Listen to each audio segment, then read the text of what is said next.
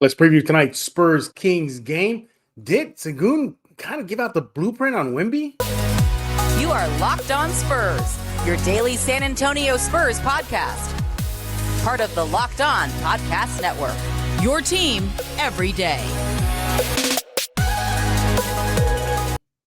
Hey, welcome back to Locked On Spurs right here on the Locked On NBA Network. I'm your host, Jeff Garcia, Spurs writer for Ken's 5 San Antonio. Glad to have y'all back.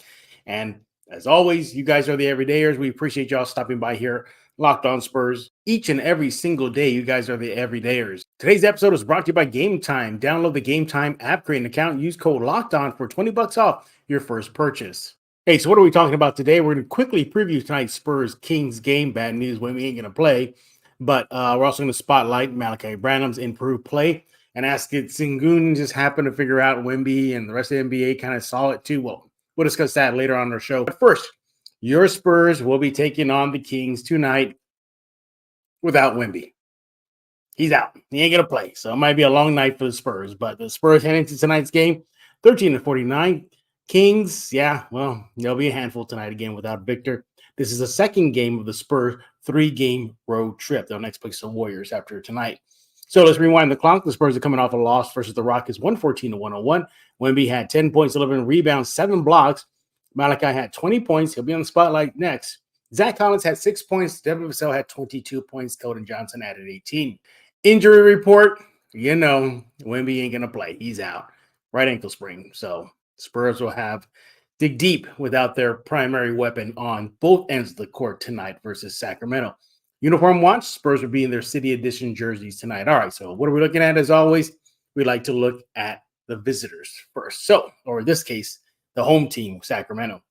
So the Kings, keep an eye on this, have recorded 5 consecutive games with more offensive rebounds than the opposition. So they're generating second chance opportunities for themselves, and they're just gobbling up their own misses. So got to keep the Kings off the boards. Hopefully the Spurs will do that. Wemby not there won't help, but looking at Zach Collins, looking at just collectively, everybody's going to have to control the board tonight versus Sacramento. Now, the good news is the Kings have lost 2 straight games in their gym. Hopefully the Spurs can continue that trend for Sacramento tonight. Now, keep an eye on the scoreboard. The Kings are 14-2 at home when they're leading at halftime. So key score at the half for the Spurs and you guys to keep an eye on. Now, for your silver and black. Again, they're not doing themselves any favors of late. So they have recorded six consecutive games of more turnovers than the opposition. They're coughing the ball up a lot more than opposing teams. So got to clean that up tonight. Keep an eye on the turnover issue for the Spurs. It's been, plaguing them the last, 6 consecutive games. Now, the good news is, though, the Spurs have been connecting on their 3 shots. So they recorded 4 straight games with more 3 shots made than the opposition. So they're starting to cook from the 3 line. They got to keep that up, especially tonight. Look, you're missing out on Wemby. Not only gives you inside threat, that he does give us somewhat of a 3-point threat. You're looking at Malachi, who's been on fire lately from 3 line. Everybody's just going to have to keep that up if they want to have a chance tonight versus Sacramento. All right, there's your quick Spurs-Kings preview. When we get back, we're going to bring in our guest, Raul Dominguez of the AP Sports. We're going to be discussing, Malachi Branham, why he's been playing great of late, and that whole Sengun-Wemby battle. Yeah, Sengun wanted, but didn't. Yeah, we'll get into that. All right, just hang on tight. And that's coming up next right here on Locked On Spurs. Hey, I want to talk about Nissan. Are you the kind of driver that likes to push things a little further? Ever wonder what adventure could be like just around the next corner? Well, our friends at Nissan have a lineup of SUVs with the capabilities to take your adventure to the next level. The 2024 Nissan Rogue is perfect for city drives, great escapes. The class exclusive Google built-in is your always updating your assistant to call on for almost anything. Gone are the days of connecting your phone. Look, the Google Assistant, Google Maps, Google Play Store are built right into the 12.3-inch HD touchscreen infotainment system. The 2024 Rogue is the perfect mid-size crossover for your next adventure. Now, they also have the 2024 Nissan Pathfinder. It has room up to 8, an expansive cargo capacity, advanced available 4x4 capability, and 284 horsepower and up to 6,000 pounds of towing. When adventure calls, Pathfinder is there to answer. Look, take the Nissan Rogue. the Pathfinder, the Nissan Pathfinder, or the Nissan Armada, go find your next adventure. Shop NissanUSA.com. Also want to talk about Muslinger's Drive-Thru Coffee. Hey, San Antonio, go to Muslinger's Drive-Thru Coffee, 2404 Thousand Oaks Drive, open every single day from 6 a.m. to 6 p.m. Need a latte? Check. They got it. Cold brew, dairy alternatives. There's a signature Muslinger coffee drink. Maybe you need, something not so power, like something a little easier. Well, try the OJ. Look, the menu is awesome. They got an expansive list of drinks. They even got mini donuts. They have a friendly staff. They're a proud local sponsor of Locked On Spurs and a proud community member of San Antonio, proudly serving you all in San Antonio the best coffee drinks around these parts. Hey, look, don't take my word for it. Go to their social media at Muslinger SATX, at Thread, X, Facebook, TikTok. Yeah, pick a platform. They are there. Go and follow them immediately.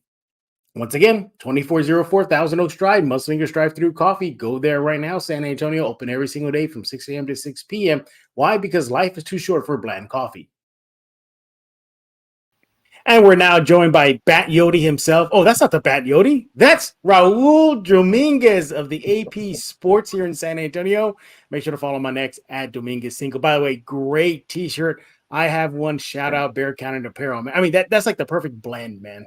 Yeah, I love the fabric, the design. Yeah. So I saw the design is badass. Yeah, the design is really, really cool. Yeah, I mean, that could be like a legit comic character, like no joke. The way it's designed, like it could be legit.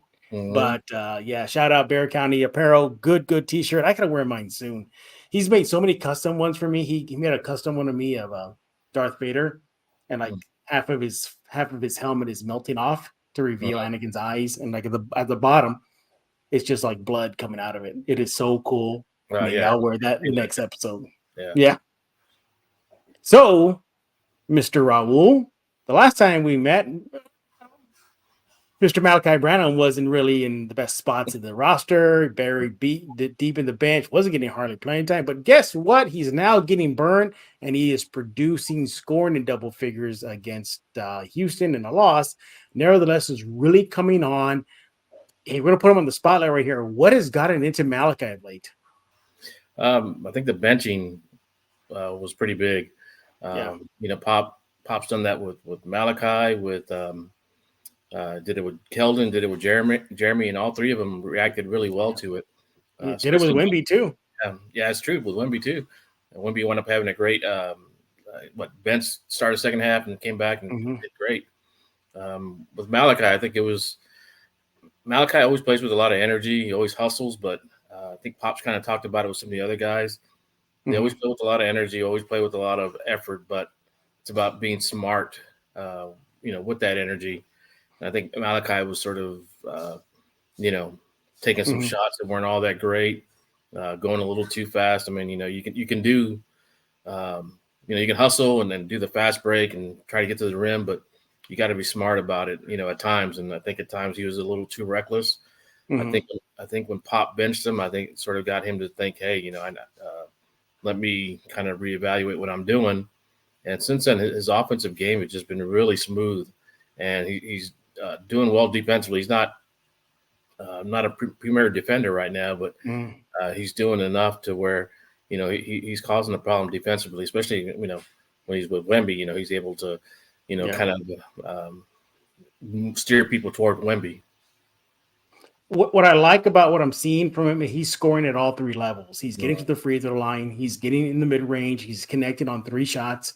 We're looking at we'll take the last game versus the Rockets. Sure, it was a loss, but he shined brightest in the fourth quarter. He goes 3 for 5 from the field, 1 for 2 in that game versus Houston. Then you look at what he did in the third quarter: 3 for 6, 2 for 3 from the 3 line. And then that second quarter, 2 for 2 from the field, he makes his 1 3-point shot. Really was impactful. Again, connecting on threes, hitting field goals, getting to the free throw line. I like what I'm seeing at that. He openly admitted that, maybe the benching was good for him after the loss versus Houston. But it was interesting, Raul, when Popovich weeks ago was asked about Branham and getting on the bench. He said something to the effect of, I'm paraphrasing here, like, Yeah, they got to realize I'm assuming he's Malachi, got to realize, this is a game, this is not just, this is serious. It was almost alluded that maybe Malachi wasn't taking it too seriously. Mm-hmm. Yeah, Pop always has those little turns on the mic where he'll sort of direct a little message, but usually when Pop does that, it's usually not directed to one player. He has a tendency to do that and sort of include a lot, other people in it as well. Perhaps with Malachi, I don't know of anything that was going on, but Pop obviously saw something, and typically rookies and second year players usually don't get a lot of playing time in the past with the Spurs. Because of their rebuild, a lot of these young players are getting a lot of playing time early. So, I think it's good for Pop every once in a while to sort of pull the reins back on them and say, hey, I know you were getting playing time, but you need to continue to work to get better and do the smart things on the court and do the right things. Playing time is not guaranteed, right, regardless of what the record is. So, Pop definitely – well, let me say Malachi definitely heard Pop's message. He scored in double-figure outings in 5 of the last 6 games, 20 points. I think that was a season high for him, right? And it may have been a career high as well. Season high. Okay, yeah. 20 points again in Houston. And again, really connecting on his 3 shots, 4 for 7 against Houston. You're looking at, he's now a great piece, at least for now, a good piece coming off that bench. I believe he's starting. I think he started in the last game because Champagne. But do you think he's earned his way back to the starting lineup? Because I think Champagne can be switchable, keep him off the bench and put Malachi in. I think he's better right now off the bench. Okay. I think they need that scoring off the bench because, as we've seen here lately, whenever Wemby goes to the bench, they struggle offensively. That's why they put Keldon there. That's why they put Zach there. And if Malachi can score like this, it'll help them because with that starting lineup, you have, Wemby's obviously going to score.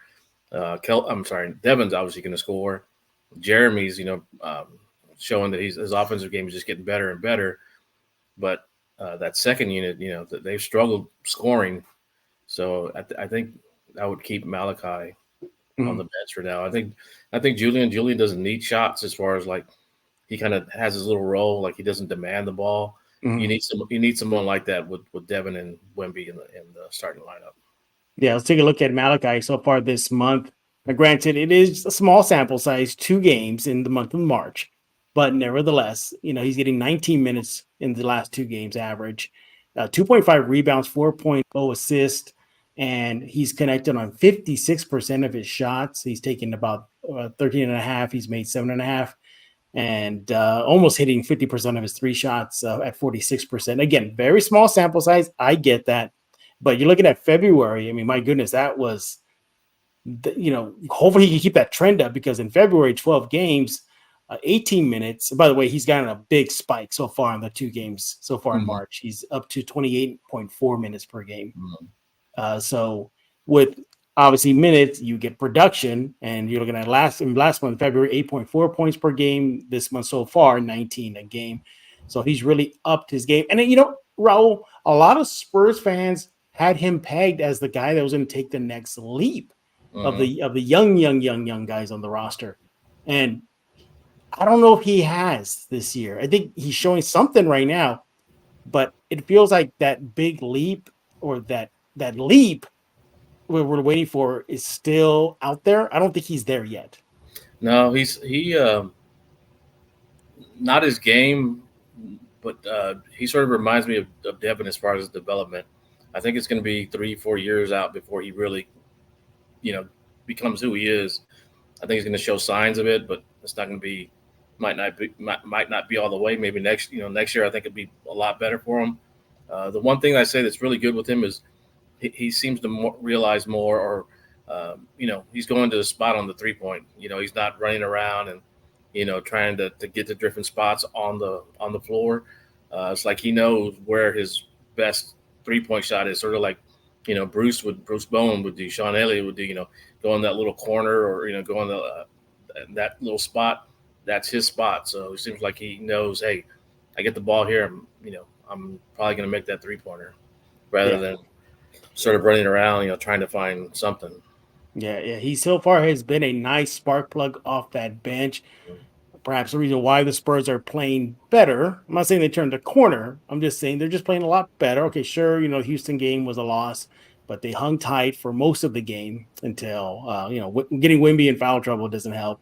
And of course, Houston playing bonkers at home. For some reason, they play at home. It's like they're the next champions of the NBA. Yeah. But nevertheless, for Malachi, I like where this is going to go. And especially because, let's face it, Raul, the team is in a roster evaluation moving forward in the rebuild.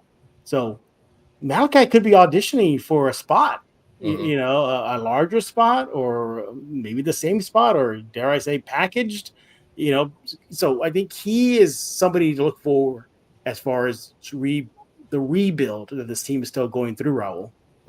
Yeah, I mean, when they drafted Jeremy, Malachi, and Blake, I thought, these 3 guys have a really good chance to have a big impact. I didn't think all 3 of them would be starters, but I thought, at least 1 or 2 of them would be starters or, be really solid players. Jeremy's been that, I know obviously has struggled being a point guard, that's not his position, but, he's come back and he's doing well. Malachi sort of on the ascent, and Blake is just the way he's been playing lately. I mean, he's just I think he finally realized, if I use my speed and my athleticism, no one can stop me getting to the rim. So that's good. I think, he's eventually going to start developing, I think, more of a mid-range game, or needs to, maybe some floaters. But Blake's ascension is really, really promising for the Spurs. Yeah, in the last 3 games for Blake Wesley, 25 minutes per game, 14.7 points per game, 2.3 rebounds, 3.3 assists, and he's connected on 53% of his shooting and then 43% from the 3 line. So a really good, significant leap from Malachi. But again, for me, I don't want to knee jerk too much. Again, he's just starting to come on. I want to see how he is as the season winds down, because they still got to have hitters on the schedule. They got Sacramento tonight.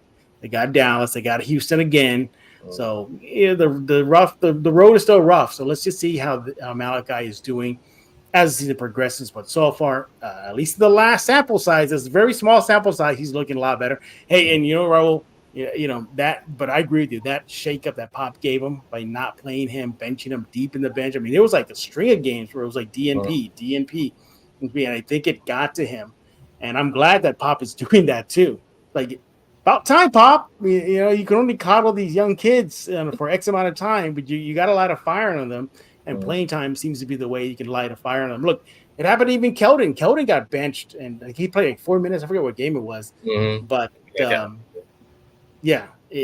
so kudos on Popovich. But so far, it looks like Malachi took the message, and it was well received.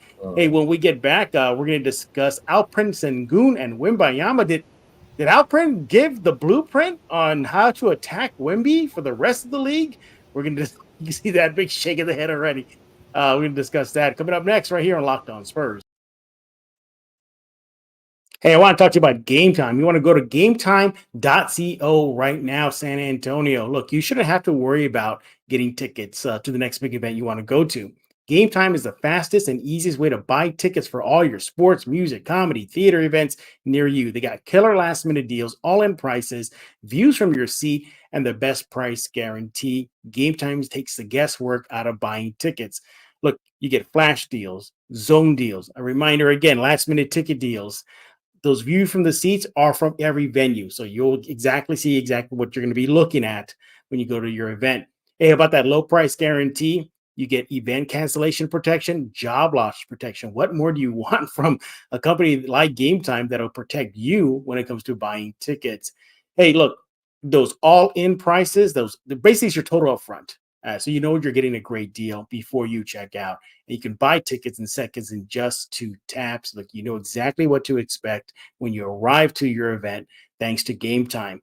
And those zone deals, so basically how it works, you pick the section, Game Time will pick the seats for big time savings.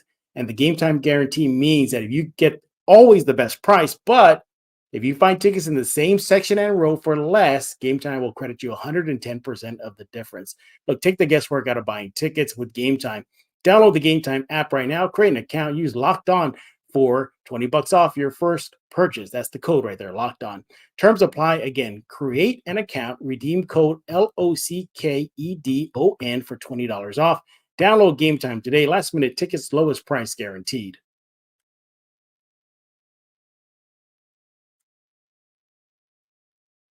And we're back with Raul Dominguez. No, it's not the Bat Yodi. It's not the Bat Yodi. It's Raul Dominguez of the AP Sports here in San Antonio. Follow him on X at Dominguez5. By the way, did I always wanted to ask you this. I know you're a Marvel guy. I know you like comics like me, but are you more Marvel and then DC or DC than Marvel? Like where do you very, very much Marvel. So okay. Fell in love with the X-Men, and kind of the only DC one that I really follow is Batman. So yeah, Batman's a little darker and a little enjoyed that growing up, but definitely Marvel. Yeah, well, I mean, maybe we should have figured that out with Bat Yodi. So, I mean, right there, that would have given away for your DC love when it goes to Batman. Hey, we're talking all things silver and black, and now we're going to dive into the other night's game, Spurs Rockets, and that big game that Alperen Sengun had versus the Spurs. 45 points in a win over your Spurs, and he did that on Wemby. Now, there's been a lot of talk like, did Sengun show the blueprint and how to handle Wemby in the block? And I'm going to say no, that I don't think anybody should be surprised that, hey, if you're a big dude, just throw your body in Wemby. I mean, I think that just sounds like basic strategy that everybody's got. I mean, Shaq did it, his time, against, like lesser weighted players than him. But what I'm interested in, though, Raul, is I think Sengun basically caught Wemby on a bad night. What are your thoughts? Well, Sengun just had a fantastic evening, but yeah, I don't think it was so much a blueprint for the NBA because it's been done. A lot of players like pushing Wemby around. I think that's sort of the blueprint. He's thin, we can push him around. Typically it was usually like the smaller players that would do it. They put a smaller player on him, he sort of push him in the chest or whatever, or kind of lean into him a little bit. Mm-hmm. Trying to think who else, would do. I think Gobert did a little bit to him. Mm-hmm. So it's not so much a blueprint. I think everyone in the NBA sort of thought, hey, let me push him around a little bit to see what I can do.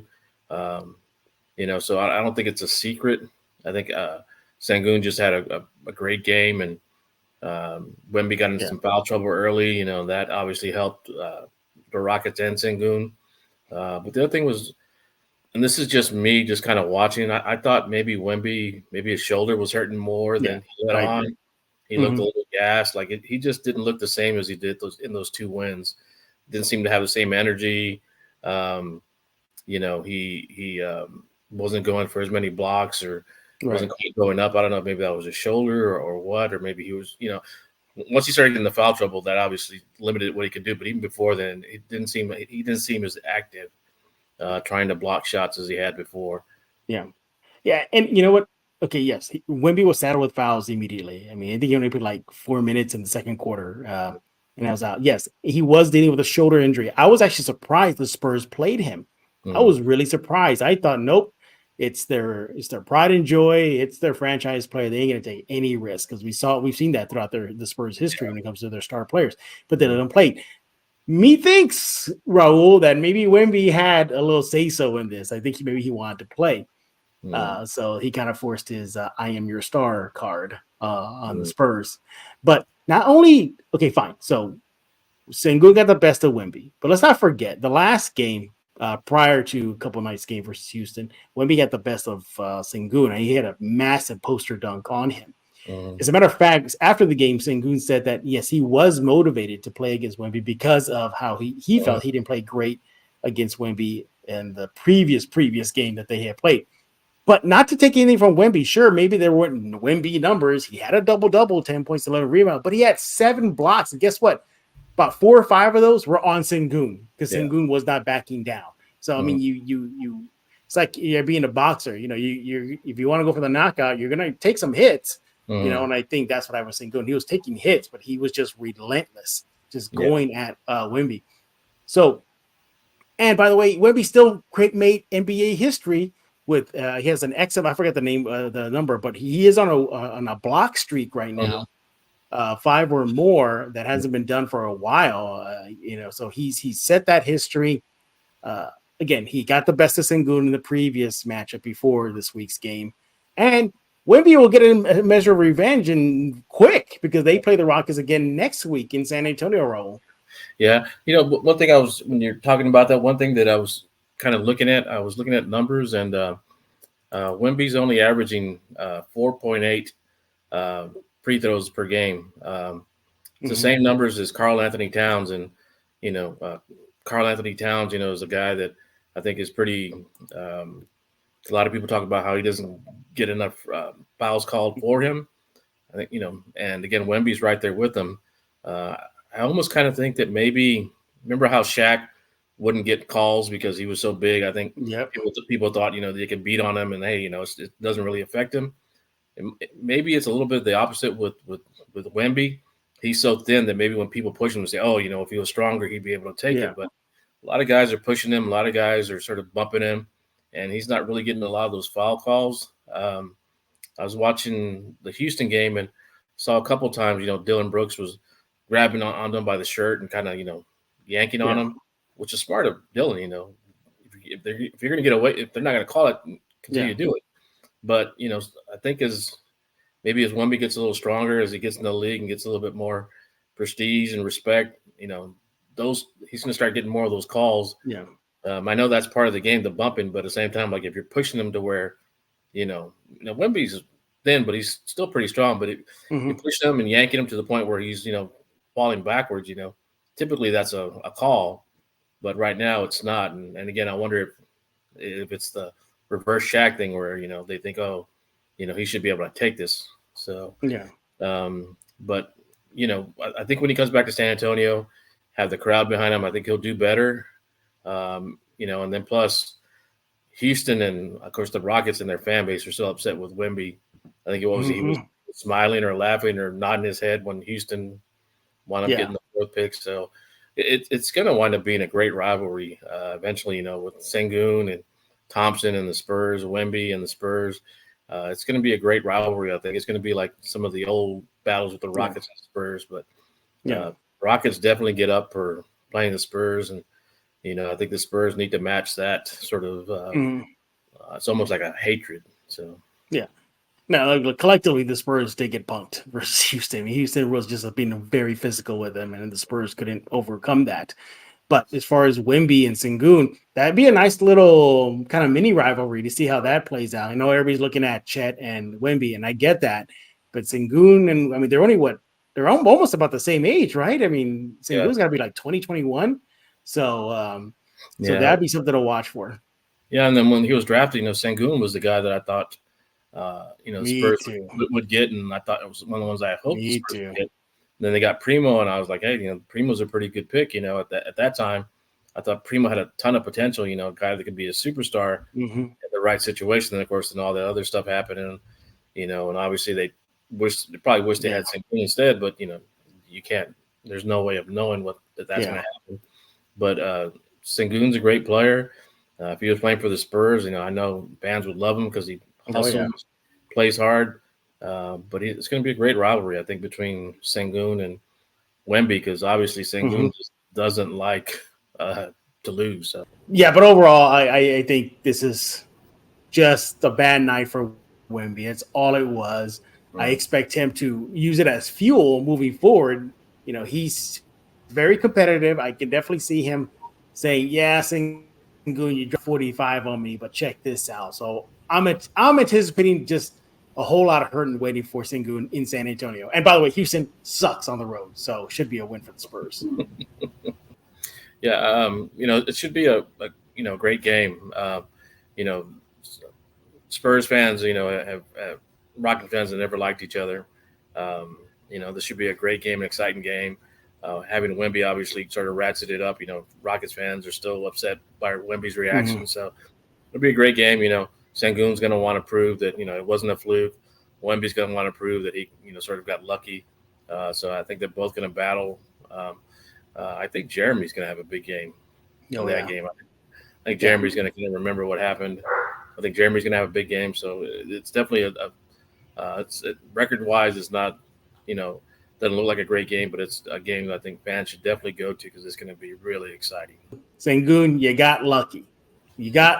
We'll see what happens in round 3, I guess, or round 4, whatever round it is.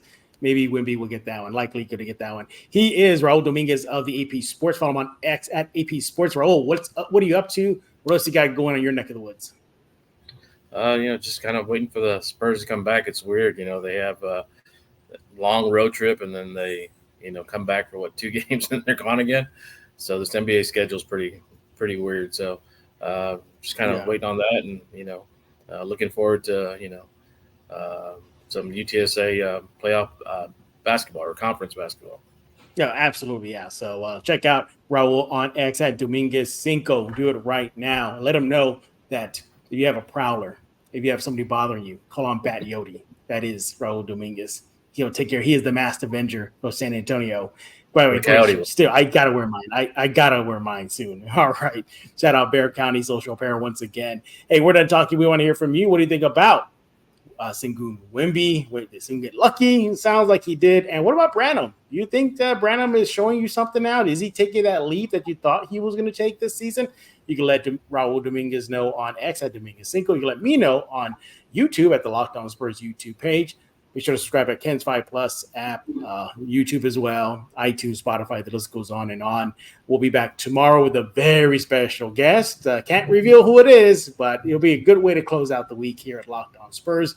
And check out Locked On Sports Today, 24-hour streaming channel on YouTube. All the stations are there. All the shows are there. MLB, NFL, NBA, the list goes on and on. 24/7 Locked On Sports Today. So for Raul Dominguez, I am Jeff Garcia. We're going to put a lock in this episode of Locked On Spurs.